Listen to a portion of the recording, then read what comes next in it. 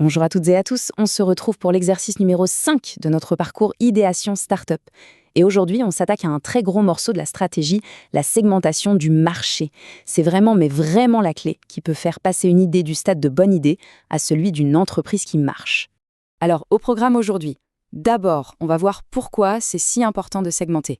Ensuite, on décortique la fameuse méthode, segmenter, cibler, positionner. Après ça, on passe au concret avec un tuto pratique sur l'IA. On regardera un exemple qui parle à tout le monde, celui d'un cinéma. On verra les pièges à éviter. Et bien sûr, on finira par ce qu'il y a à faire concrètement. Allez, on est parti.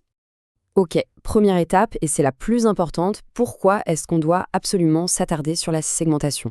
Pourquoi c'est une étape qu'on ne peut juste pas zapper, surtout quand on lance son projet?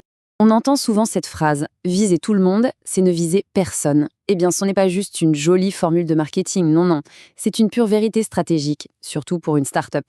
Quand on a des ressources qui sont par définition limitées, essayer de parler à tout le monde, c'est le meilleur moyen de ne parler à personne et de brûler tout son cash pour zéro résultat. Et voilà, tout est dit. Le marché, ce n'est pas un grand bloc monolithique où tout le monde se ressemble. Pas du tout. C'est plutôt une immense mosaïque pleine de gens avec des besoins, des envies, des comportements complètement différents. Et la segmentation, c'est tout simplement l'art de regarder cette mosaïque et d'y repérer des petits groupes de pièces qui, elles, se ressemblent. C'est là que ça devient intéressant. Bon, maintenant qu'on a bien compris le pourquoi, passons au comment. Et pour ça, il y a une méthode qui a fait ses preuves, une sorte de triptyque en 3 étapes pour vraiment y voir plus clair. Pour le dire simplement, segmenter, c'est un peu comme ranger une pièce en désordre. Le marché, c'est le chaos, et nous, on va créer des boîtes, des catégories, pour regrouper les clients qui se ressemblent, qui pensent et agissent un peu de la même manière. C'est vraiment la base pour ensuite pouvoir leur adresser un message qui leur parle, quoi.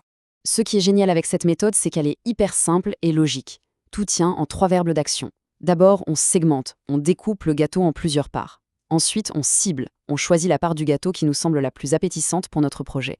Et enfin, on positionne. On prépare notre message, notre offre, pour que cette part de gâteau, et seulement elle, ait envie de nous dévorer. C'est un plan d'attaque en 3 temps. Diviser, choisir et séduire. Alors là, attention, c'est un point super important et une erreur classique. On ne segmente pas par produit, on segmente par client.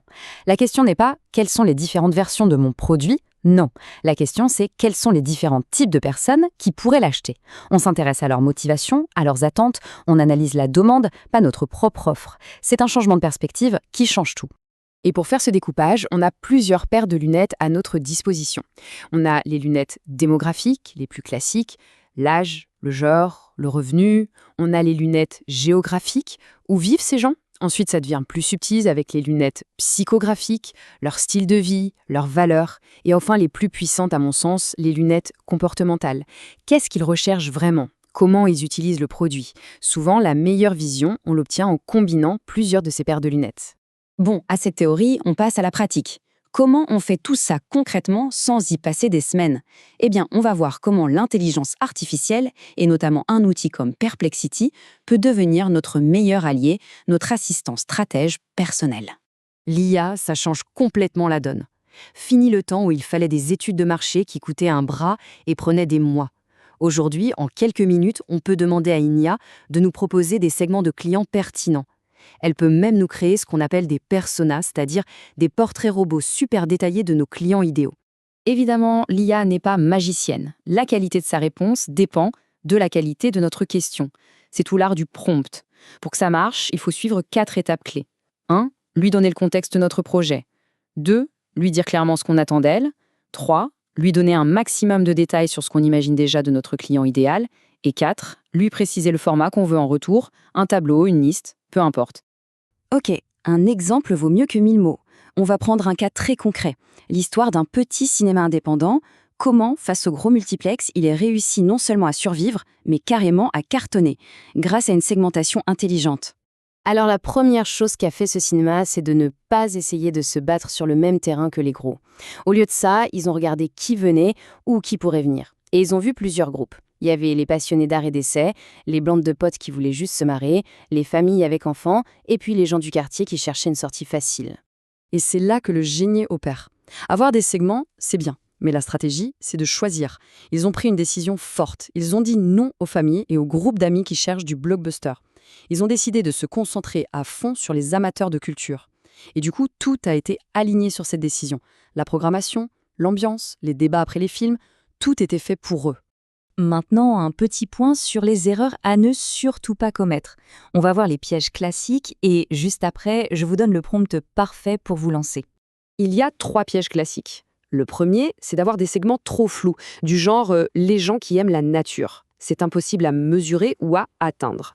Deuxième piège, utiliser des critères qui n'ont rien à voir avec la décision d'achat. Et enfin, le plus dangereux, tomber amoureux d'un segment qui est beaucoup trop petit pour être rentable. Un bon segment, il doit être mesurable, accessible et assez grand pour faire tourner la boutique. Et voilà, le fameux prompt. Pas besoin de réinventer la roue, celui-ci est prêt à l'emploi. Il suffit de copier-coller et de remplir les blancs.